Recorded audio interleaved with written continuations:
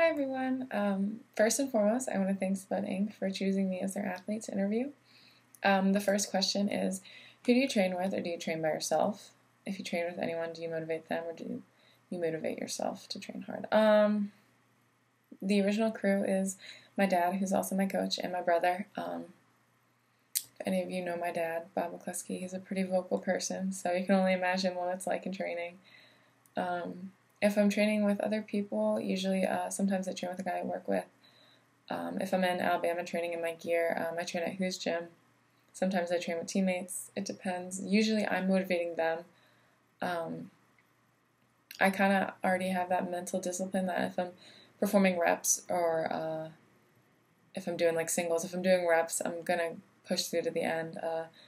I guess it's just that mental discipline. If I'm doing singles, if I get it to a certain point, I know I'm going to lock it out, whether it's squat, bench, or deadlift. So what is the best way you get stronger? Volume, max singles or doubles, etc. It depends. I train and compete both equipped and raw. So like on the raw bench, I benefit a lot more from volume. I'll do sets of 4, 5, 6, 7. Depends.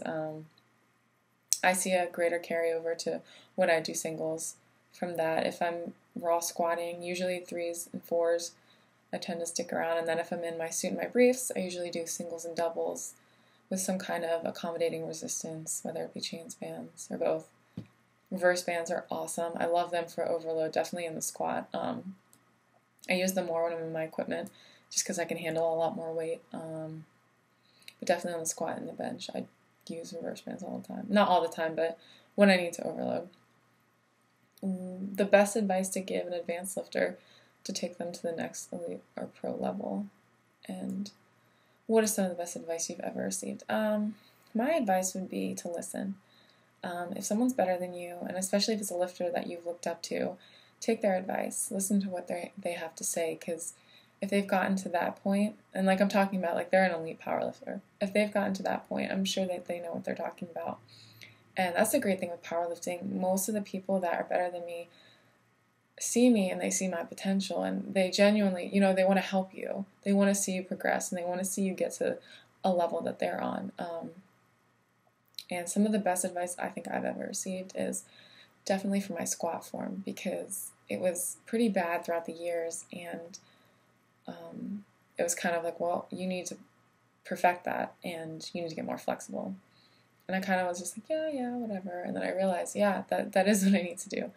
So I did a lot of static hold stretching, a lot of foam rolling, squatting with just the bar in a 45, which is so hard to not go up in weight, and just really try to it was my groin and my hips that were really tight, so I just needed to loosen them up, get them more flexible, and get them stronger, ultimately.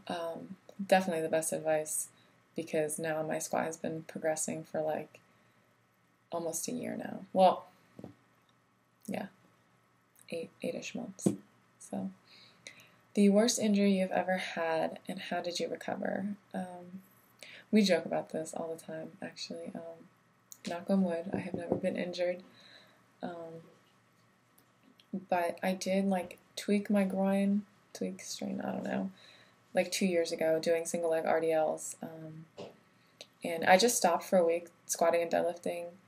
And then being a collegiate athlete at the time, I had access to some of the training devices like Complex or Stim or anything. Definitely heat and ice. And then I just did lots of wide stance squats with just the bar, sumo deadlifts with like a 25 pound, a 10 kilo plate. And I did sprints, but they were nothing above 85%, and it was fine within like 3 weeks. I was good. That's what my dad really prepared us, starting us at a young age, and it's led us to be very, I don't want to say not prone to injury, but we're just a lot stronger. So if we get hurt or something, I guess injury-wise, you can't really prevent injury, but I think there is a point where your tendons and your ligaments are a lot stronger because your muscles are a lot stronger. So I think to that effect, we've kind of had the upper hand always. I know my brother, he's been doing it for 12 years, and the biggest injury he's had, I think, is he pulled a tendon in his hand, and that was in football. That wasn't even lifting. So, the coolest place or thing you have done or seen because of being a strength athlete. A couple years ago, Worlds 2013 were in the Czech Republic in Prague, and that was a beautiful city. The Czech Republic is an awesome country, and the atmosphere was great. The people were great. It was definitely the coolest place.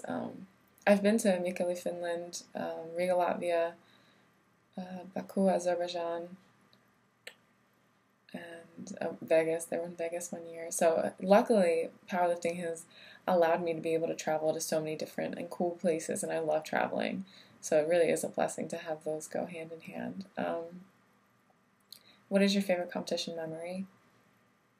Well, this past August, I finally squatted 600 pounds. That had been my goal for longer than I'd like to admit. I really wanted to hit it while I was still a teenager, but I didn't get it until I was 21, which is okay. That's still okay.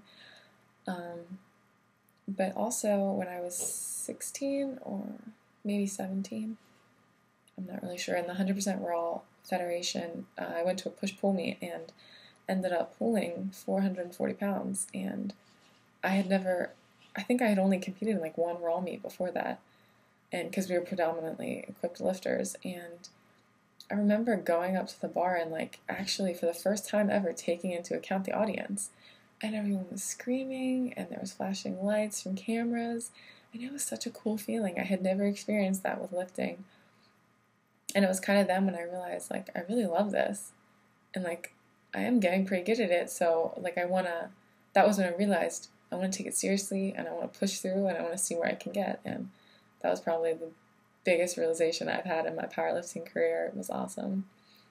Your favorite post-weigh-in meal? Did the bloat hurt or help you in competition?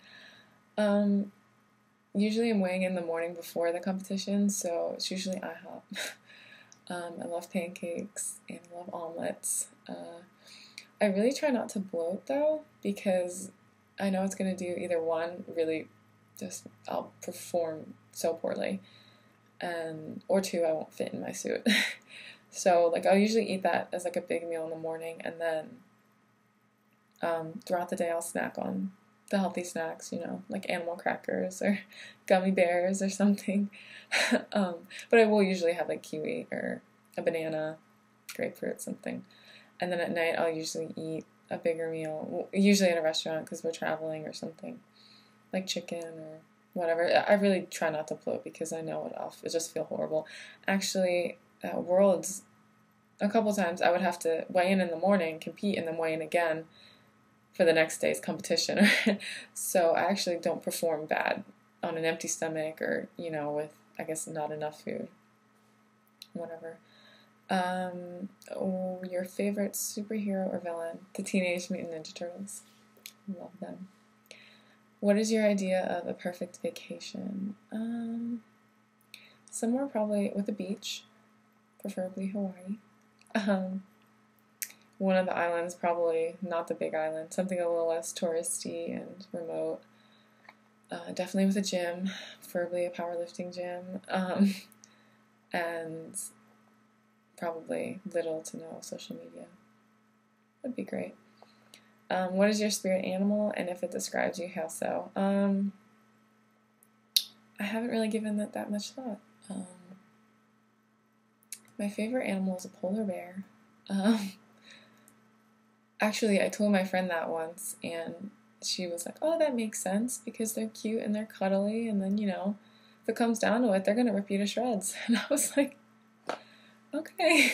So I guess that might be my spirit animal. Who knows? But I'll think about it and let you know. Once again, thank you so much, Sweating, for choosing me as your athlete to interview. And I want to give a huge shout out to Gold Medal Powerlifting and Unbreakable Gear. They're the best sponsors in the world. They treat their athletes like royalty. It's awesome. So once again, thank you so much, and I hope to see you guys soon.